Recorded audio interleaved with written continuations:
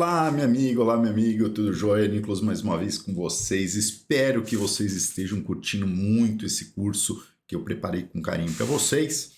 E a nossa aula de agora, né, de hoje e mais as duas próximas, vamos falar de um método, né? Na verdade, a gente tem algumas variações desse método. Nós vamos trabalhar sobre um método chamado de Decision Trees, ou árvore de decisões, tá joia? E é um método também muito utilizado na área de Machine Learning, tanto para a área de regressão, que é o que nós estamos fazendo nesse curso, regressão de dados, quanto para a área de classificação.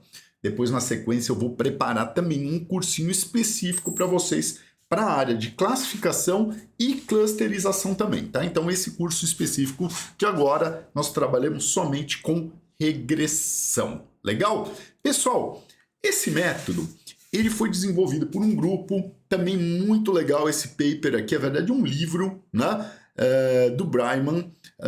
Eu acho que ele está na segunda edição, se eu não me engano. Para a gente ter uma ideia, esse paper, livro aqui, né, foi citado já até agora quase 59 mil vezes, né, então bem interessante. E para que a gente veja também um pouquinho, olha que legal. Muita gente fala, pô, mas machine learning é uma coisa de agora. Pessoal, isso aqui é estudado há muito tempo, para a gente ter uma ideia. A primeira versão desse livro é de 1984, tá joia? Quer dizer, final da década de 80, já trabalhando com esse tipo de processo, né?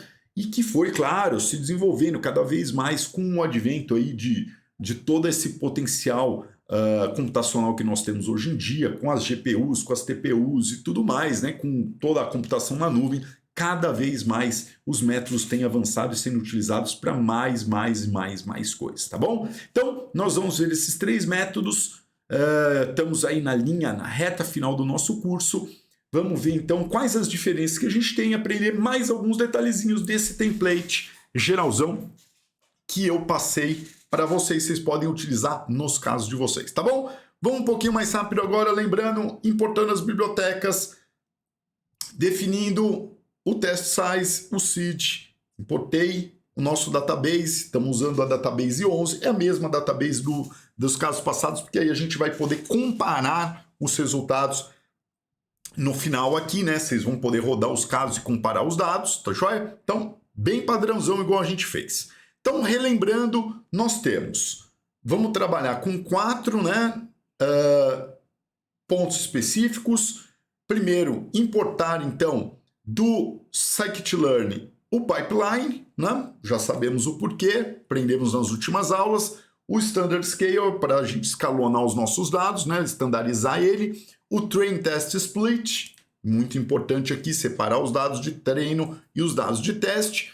E o grid search, com cross-validation, para que nós podemos aí analisar e determinar os melhores hiperparâmetros. Então, não confundir parâmetros com hiperparâmetros é muito importante, tá? Os hiperparâmetros eles são fixos durante todo o processo de regressão, né? E eles, né, são dados, né, de cada um dos modelos. E aí nós vamos utilizar como o nosso regressor, o Decision Tree, né, Regressor, aqui para o nosso processo. Então, pessoal, ele é muito mesma ideia, mesmo detalhezinho, único ponto que o Decision Tree ele parte por um processo de geração de número aleatório.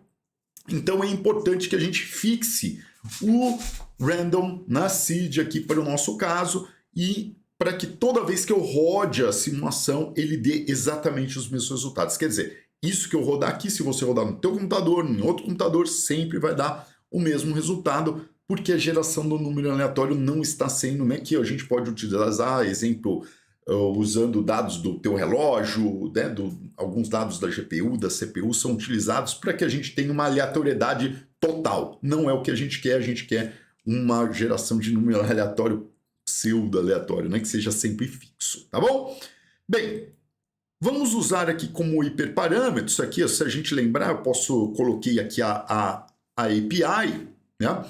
E aí nós temos o que nós temos, os nossos processos, nossos hiperparâmetros. Então aqui, quando a gente lê parâmetros, aqui na verdade são hiperparâmetros, tá? Do nosso processo, isso aqui é importante, né? Isso aqui talvez é uma coisa que o pessoal teria que mudar no textinho aqui da API, tá joia? Então, os critérios que a gente tem, né, são alguns erros, né, de critérios de melhoria, né, do nosso processo. O nosso splitter, se ele vai ser totalmente randômico, com melhor estratégia aqui sendo trabalhada, né? Então, existem vários pontos aqui, número mínimo de folhas, né, de splits e assim por diante, para o nosso processo. Então, ele tem vários hiperparâmetros que podem ser utilizados no nosso sistema, tá joia? Para esse caso, eu resolvi só usar os critérios e o splitter, tá? Então, são esses casos. Então, nós temos aqui os testes, né, um a um, gerando a minha grade de resultados. Então, lembra, eu gero meus hiperparâmetros, lembra sempre regressor, underscore, o nome do hiperparâmetro, e aí 2 pontos, né? E aí a gente tem a lista dos hiperparâmetros, né? Vocês viram que a separação, como que ela é feita. Legal? Gerei o meu grid search, rodei ele e encontrei os meus melhores parâmetros para esse caso, tá joia? Ele me deu o melhor erro, né? Squared e o splitter randômico, tá joia? Perfeito. Com isso, novamente, agora treinei realmente para, né, o caso final meu, o meu pipeline usando esses parâmetros, ok? Tem aqui os dados, né, gerais, então lembra que a gente tem alguns hiperparâmetros que eu não deixei ele como default, ok? E analisei os meus resultados. Até aqui a gente já aprendeu, ok? Para plotar meus resultados, o que eu fiz aqui? Joia? Eu criei um data frame, ok? Então eu gerei aqui, peguei os meus resultados preditos. Os meus resultados preditos, quando eu rodo os meus dados no scikit-learn, ele me dá um array, né? Ele me dá um NumPy array, e eu transformei esse array, que é o resultado obtido através da previsão, então pipe predict xtest, tá joia? Então eu peguei esse resultado, que é um NumPy array, tá vendo que eu ponho em cima, ele me dá aqui um NumPy array, eu transformei isso em um data frame, para ficar mais fácil de eu trabalhar, né? Desculpa, né? um pandas data frame, que, né, fica muito mais fácil de eu trabalhar com esses resultados aqui nos meus trabalhos, tá? Então eu peguei esses dados, criei como uma coluna chamada dados preditos, e os meus dados reais, então, que é aquela parte do meu split, né? Que eu fiz o split dos meus dados de treino e de teste, então eu peguei os meus dados de teste e coloquei como dados reais aqui. Legal? Então, agora eu tenho um data frame com 2 colunas, dados preditos, dados reais, e eu consigo facilmente calcular algumas coisas, tá joia? Como aqui, né? Então eu concatenei em uma única, né, os dados previstos e os dados reais, tá joia?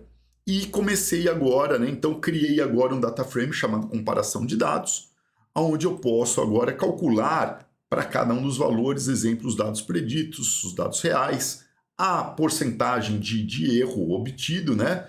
Então, entre os dados, né, preditos menos os dados reais dividido pelos dados reais, joia? Calcular a média e calcular os quartis, né? O nosso terceiro quartil, quartil que a gente tem aqui, né? E o primeiro quartil. Então temos a média, primeiro quartil, segundo quartil, terceiro quartil e os limites superiores e inferiores. Com isso agora eu tenho então um data frame né, bem interessante. Percebam que os dados, né, de média, primeiro quartil, terceiro quartil, limite superior e inferior são fixos, né? Porque eles são dados para todo o meus resultados, e aí ele me dá as diferencinhas aqui percentuais de erros, tá bom? Com isso eu consigo novamente plotar aquele resultadinho que a gente já viu, bem interessante. Então percebam que mesmo com vamos aqui para cima com um R quadrado bem grande, né? Bem legal, né? 0,98 aqui. Lembram que no caso anterior que nós usamos o Support Vector Machine, nós conseguimos um R quadrado melhor do que esse, tá joia?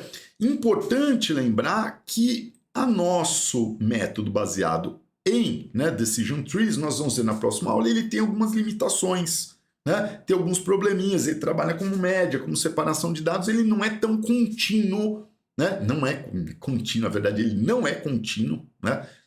Como exemplo o Support Vector Machine, tá joia? Então tem algumas vantagens, algumas desvantagens, essa não continuidade não é muito legal, tá bom? Então a gente começa a ver algumas discrepâncias aqui de alguns dados, né? E quando a gente plota os dados reais com os dados preditos, a gente já começa a ver uma dispersãozinha aqui de resultados, tá bom? Então esse é o primeiro método usando essa tecnologia, né, chamada Decision Tree, e nós vamos para a nossa próxima aula chamada de floresta randômica, que a gente já vai ter um resultado melhor do que esse, tá joia? Um pouquinho mais legal, né? E que nos auxilia, porque, claro, a gente vai criar várias randomizações, várias árvores de decisão.